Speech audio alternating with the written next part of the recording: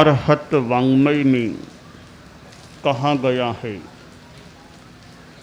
च इत्ता भार हम वासम चक्रवट्टी महिधिओ संति संति करे लोए पत्तो गई मनुत्तरम।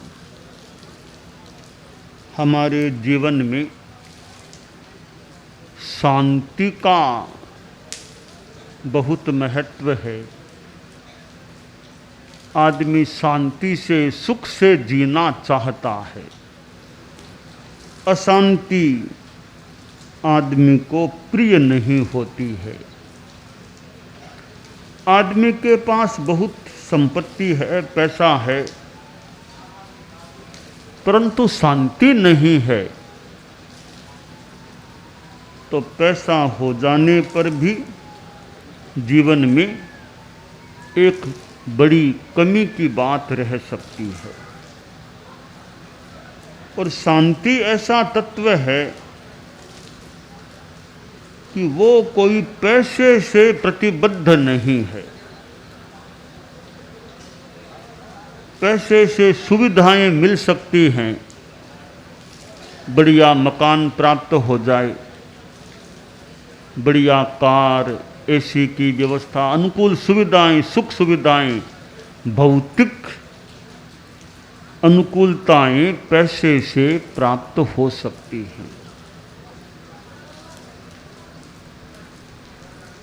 परंतु शांति कि पैसा ज़्यादा है तो शांति ज़्यादा रहेगी, यह कहना कठिन है। सुविधा तो संसाधनों से, पैसों से मिल सकती है। संसाधनों से सुविधा मिल सकती है, पर शांति साधना से मिलती है। और साधना बिना पैसे वाला आदमी भी कर सकता है। तो साधना ही शांति का आधार है। शांति का आधार साधना है। राग द्वेष कितने पतले पड़े हैं, गुस्सा, अहंकार, माया, लोभ, ये कितने प्रतनु हुए हैं, इससे शांति का संबंध है। आचार्य जी के दर्शन करने के लिए एक राजा आ गया, तो दर्शन किए और फिर कुछ वार्तालाप शुरू हो गया। तो राजा बोला, आचार्य जी मैं इस कैंपस में आया हूँ और अनेक आपके साधु भी इधर उधर बैठे थे, कोई कहीं आ जा रहे थे, छोटे भी थे, युवा भी थे, वृद्ध भी थे। मैंने उन साधुओं को देखा तो मेरा आकलन रहा कि साधु लोग बड़े प्रसन्न हैं, बहुत सौम्य प्रसन्न हैं, आनंद में हैं, ऐसा उनके चेहरों से अनुमान हुआ मुझे। खैर आपकी तो बात ही क्या करूं मैं, आपके बारे में तो बोलना ही एक धृष्टता सी हो जाएगी। आप तो बहुत बड़े व्यक्ति हैं, पर आपके शिष्य भी बड़े प्रशांत मना, प्रसन्न मना दिखाई दिए।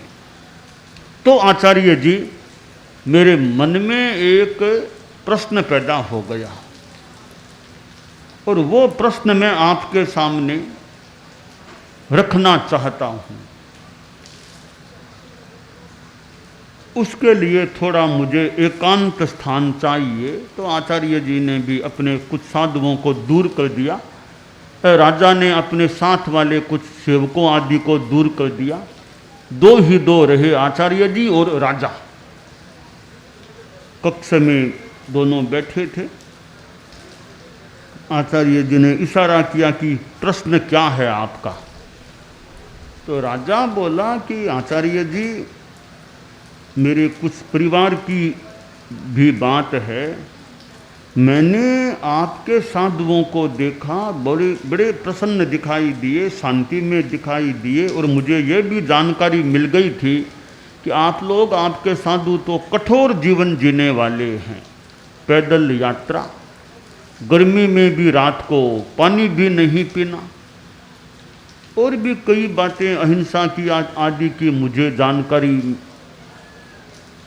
में प्राप्त हुई, तो मैं बड़ा प्रभावित हुआ कि इतना कठोर जीने वाले ये लोग, साधु लोग कितने प्रसन्न हैं। अब प्रश्न पैदा यह हुआ कि मेरे 3 राजकुमार हैं, यह मेरी व्यक्तिगत बात आ रही आचार्य जी, परिवार की बात है। तीनों राजकुमारों को मैंने जितनी सुविधाएं सुलभ हैं प्राप्त, सब सुविधाएं दे रखी है, कोई कमी नहीं है। तीनों की अपने अपने अलग बढ़िया मकान हैं, जो भी सुविधाएं हैं सब दे रखी है, जितनी हमारे राज्य में है सब दे दी, कोई कमी नहीं रखी मैंने। परंतु उनको मैं देखता हूं, उनके चेहरों पर यह प्रसन्नता दिखाई नहीं देती है जो आपके साधुओं के चेहरों पर है। तो मेरे मन में आता है कि भी इतना कठोर जीवन जीने वाले ये साधु इतने प्रसन्न हैं, और मेरे राजकुमार इतनी सुविधाओं को भोगने वाले वो इतने प्रसन्न दिखाई नहीं देते। इसका कारण क्या है, यह मैं आपसे जानना चाहूँगा। आप ज्ञानी पुरुष हैं, तो इसका समाधान आप देने की कृपा करें। आचार्य जी ने कहा, राजन, यह प्रसन्नता और शांति का सुविधा से ज़्यादा संबंध नहीं है। मेरे साधु हैं, शिष्य हैं, भिक्षु हैं, ये वर्तमान में जीने वाले हैं, संतोष का जीवन जीने वाले हैं। कठोरता को इन्होंने आत्मसात कर लिया है, आराम से पैदल चलते हैं, रात को कोई पानी की बात नहीं होती है, प्यास लगती है तो भी पानी नहीं पीते हैं, यह नियम है इनका। और भी कई कठोरता की बातें हैं, धरती पर नीचे सो जाते हैं। परंतु साधना है, संतोष है, समता है, त्याग है, ये त्याग है, वहाँ शांति है। त्यागात् शांति रवाप्यते, त्याग से शांति प्राप्त हो जाती है। आपके जो राजकुमार हैं उनमें वो संयम त्याग वाली बात नहीं है, उनमें संतोष नहीं है। राजन, मुझे भी जानकारी है, आपसे पूछ भी लूँ, आपके राजकुमारों में तो अभी उत्तराधिकार की दौड़ लगी हुई। उत्तराधिकार किसको मिलेगा, इसकी दौड़ में लगे हुए हैं वे तो। एक दूसरे की बुराई भी करते हैं, सब उम्मीदवार हैं उत्तराधिकार पाने के। राजा बोला, महाराज आप ठीक कह रहे हैं, अभी तो यही चल रहा है मेरे यहाँ तो उनको शांति मिले कैसे, इतनी लालसा है तो शांति मिलने में बाधा। मेरे भिक्षु हैं आत्मतोष में रहने वाले, लालसा से मुक्त रहने वाले और वर्तमान में जीने वाले। कल क्या मिलेगा भिक्षा में इनको चिंता नहीं है, कल क्या मिलेगा खाने को भिक्षा में इसकी चिंता नहीं करते सामान्यतया। आज जो मिल गया बस उसी में संतुष्ट हैं। वो एक सेठ था, आचार्य जी ने कहा एक सेठ था कि वो बहुत चिंताएं करता, यह करूँगा, मेरे ये बेटा होगा, पोता होगा, यह करना, फिर यह करना, और वो चिंता की उधेड़ बुन में रहता। तो सेठानी थी, उसने सोचा ये सेठ जी इतनी चिंता तनाव में रहते हैं, कुछ इनको शांति से जीना चाहिए। इतनी आगे की चिंता चिंता चिंता, ठीक है चिंतन तो कर लो, चिंता बहुत करते हैं, इनको बोध मिलना चाहिए। तो सेठ जी से कहा कि यहाँ एक आश्रम है बाबाओं का, सन्यासियों का, आज आप कुछ अपने घर से भिक्षा टिफिन ले जाओ, बाबा को भिक्षा दो, हमारे घर की ओर से भी कुछ भिक्षा हो जाएगी, बाबाओं को दान हो जाएगा। तो ठीक है, सेठानी ने टिफिन तैयार कर दिया, जो भी रोटी साग मिठाई जो टिफिन बना दिया, ये ले जाओ आप। सेठ लेकर गया तो सन्यासियों का जो मुखिया था उनके पास गया कि महाराज जी ये भिक्षा लो आप लोग। तो सन्यासी का जो सन्यासी मुखिया था बोला, सेठ साहब अब आस का भोजन तो हो गया, एक बार ही हम खाना खाते हैं, आज का हम सब ने खाना आहार कर लिया है, अब तो नहीं लेंगे। कहा महाराज जी कल काम बादाम आदि मेवा है, कल आगे काम आ जाएगा, आप कुछ तो ले लो, इतनी दूर से लेकर आया हूँ। बाबा बोले कल के लिए हम आज लेंगे, लेते नहीं, हम तो कल की चिंता आज नहीं करते, कल खा लेंगे बादाम मेवा तो आज लेके रख लें, ऐसा नहीं करते। आज जितना लेना था वो ले लिया, कल के लिए संग्रह नहीं करते हम, असंग्रही जीवन है। अब कुछ तो देखो भी, हमारा नियम है, भोजन हो गया दोपहर का, अब शाम को खाना खाना नहीं है, अब तो कल ही खाने की बात है, कल की चिंता करते नहीं है, आज खाना सो खा लिया, कुछ तो नहीं, हम कुछ भी नहीं ले सकते। सेठ वापिस आ गया, टिफिन जैसा का तैसा, वो बोला सेठानी से कि वो तो लेते नहीं है, खाना खा लिया आज का, तो कल के लिए लेते नहीं। तब सेठानी बोली, कहाँ तो वे बाबा लोग कल की भी चिंता नहीं करते, आप तो कितने काल की चिंता कर रहे हो, क्यों इतना दिमाग में बोझ रखते हो। अब सेठ को लगा, रे मुझे बोध देने के लिए भेजा था कि इतनी चिंता क्यों करते हो। तो साधु जिसको चिंता न हो, फिक्र नहीं, तनाव नहीं, कल की भी चिंता नहीं, कल की चिंता करे ने मुनिवर, ओ सुख दुख रो लेखो। सात सात पीढ़ारी चिंता, घर गृहस्थ देखो,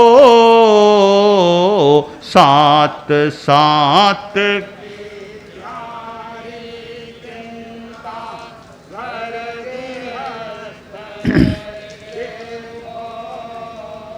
कलरी चिंता करन मुनिवर, कलरी चिंता करन मुनिवर, ओ सुख दुख रो लेखो रे, समतारा सागर, संत सुखी संसार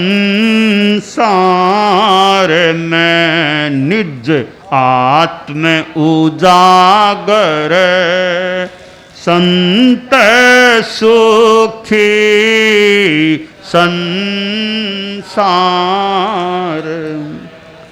तो शांति के लिए त्याग संयम जीवन में होता है, तो शांति अच्छी रह सकती है, आत्मा भी निर्मल रह सकती है।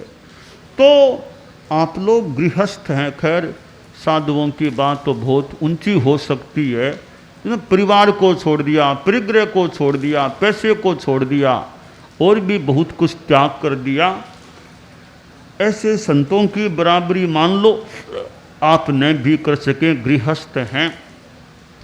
तो गृहस्थ जीवन में भी इच्छा परिमाण, श्रावक के 12 व्रतों में 5वां व्रत है इच्छा परिमाण, 7वां व्रत है भोगोपभोग, उपभोग परिभोग परिमाण। परिमाण करें, इच्छाओं की सीमा, ज़्यादा इच्छाएं, असीम लालसाएं नहीं, बस इतना मिल गया अब बस संतोष है। तो संतोष धारण करते हैं तो शांति मिलती है, संतोष नहीं लालसा, आगे से आगे लालसा, इतना मिल गया तो इतना और चाहिए। यह संतोष, भय, गुस्सा, चिंता, ये ऐसे तत्व हैं जो आदमी की शांति में बाधक बनते हैं।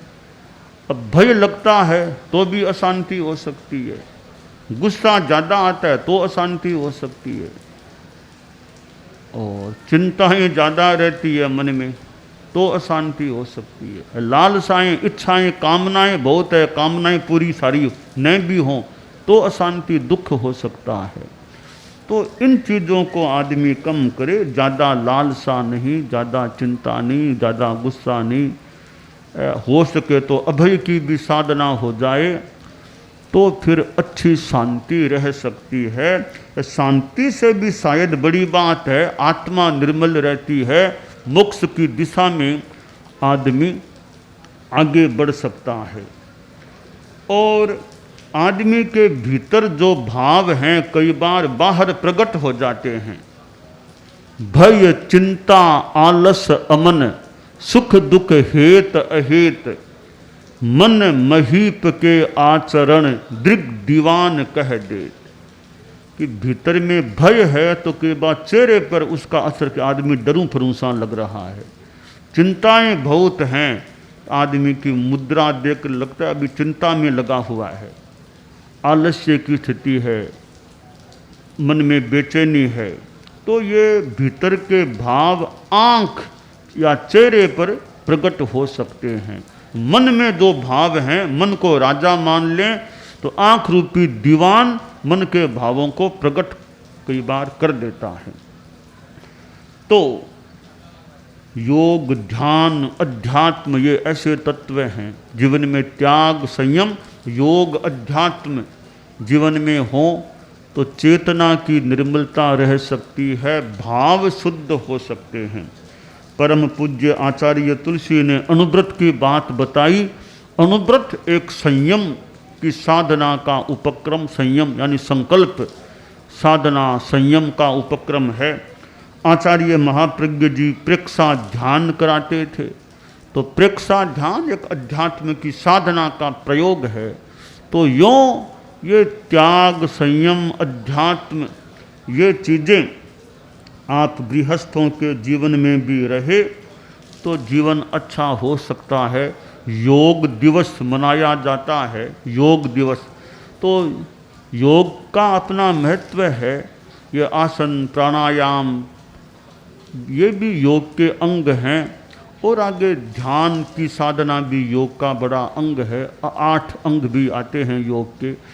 तो ये जीवन की शैली के साथ अध्यात्म जुड़ जाए कि थोड़ी देर योग ध्यान कर लें, जप करें, अच्छे ग्रंथों का स्वाध्याय करें तो ज्ञान भी बढ़ सकता है, मन की एकाग्रता रहे। और विचारों से कुछ आदमी छुट्टी लेने का प्रयास करे, कायोत्सर्ग करे। प्रेक्षा ध्यान में ये कायोत्सर्ग, दीर्घ श्वास, समवृत्ति श्वास, चैतन्य केंद्र प्रेक्षा, लेस्या ध्यान आदि आदि शरीर प्रेक्षा कितने प्रयोग हैं। तो ये अध्यात्म के जो अंग हैं, साधना के सूत्र हैं, संयम की साधना है, त्याग है। तो वहाँ शांति का दरिया तरंगित हो सकता है और शांति के दरिये में आदमी बह सकता है, प्रवाहित हो सकता है।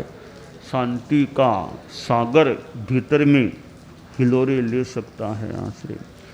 तो संत लोग जो स्वयं साधना करने वाले हों, तो उन संतों की वाणी भी सुनने को मिले तो उससे भी कई बार ऐसी प्रेरणा मिल सकती है, ऐसा मार्ग प्राप्त हो सकता है कि आदमी के जीवन की दिशा और दशा बदल जाए।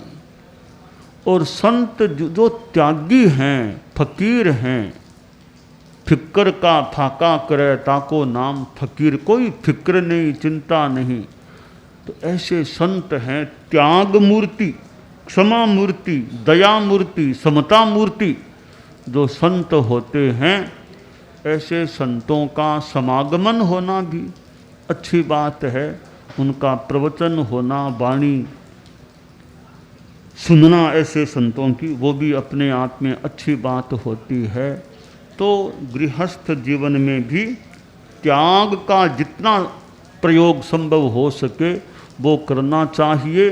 और दिनचर्या में कुछ समय साधना में भी लगाने का प्रयास होना चाहिए। भारत में कितने संत लोग हुए हैं, अतीत में भी कितने महर्षि ऋषि हुए हैं। यह मानो कि भारत की भूमि का भाग्य है कि संतों की भूमि रही है, संत लोग यहाँ होते रहे हैं। तो आज भी भारत की धरती पर संत लोग, साधक लोग हैं, अपने अपने ढंग से कार्य करने वाले हैं। तो संत भारत के पास एंड ग्रंथ भी बहुत हैं। भारत के पास कितने प्राचीन ग्रंथ भी हैं, संस्कृत में, प्राकृत में, आदि आदि अनेक ग्रंथ, बहुत सारे ग्रंथ हैं। और पंथ भी अनेक हैं। भारत कितने धार्मिक पंथ हैं, जैन, बौद्ध, इस्लाम, सनातन, सिख, ईसाई आदि आदि पंथ भी हैं। तो ठीक है, इतने पंथ हैं और इतने ग्रंथ हैं और इतने संत हैं, और क्या चाहिए भारत को? अब कितनी संपदाएं हैं। तो ठीक है, भौतिकता भी चाहिए। जहाँ राष्ट्र है तो कोरा अध्यात्म का हम नहीं आता, वहाँ भौतिकता भी चाहिए। राष्ट्र को भौतिक विकास भी चाहिए कि भौतिक सुविधाएं, जनता को तो भौतिक विकास भी चाहिए। आदमी को मकान भी चाहिए, आदमी को सड़कें चाहिए, बिजली चाहिए, सुविधाएं भी चाहिए। तो भौतिक विकास भी राष्ट्र को चाहिए, और भौतिक विकास के लिए आर्थिक विकास भी देश को चाहिए।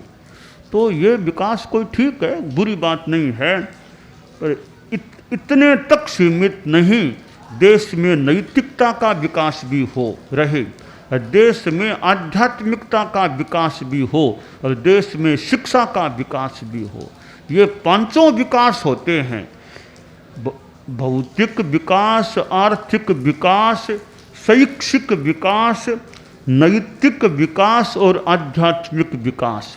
पांचों विकास राष्ट्र में होते हैं तो वो राष्ट्र एक अच्छा विकसित राष्ट्र हो सकता है। भौतिकता के आधार पर, आर्थिकता के आधार पर भी विकसित किसी को कहा जा सकता है, पर वो विकसित होना भी अधूरा विकसित होना हो सकेगा अगर आध्यात्मिकता का विकास नहीं है, नैतिकता का विकास नहीं है, शिक्षा का विकास नहीं है, तो कुछ कमी की बात हो सकती है।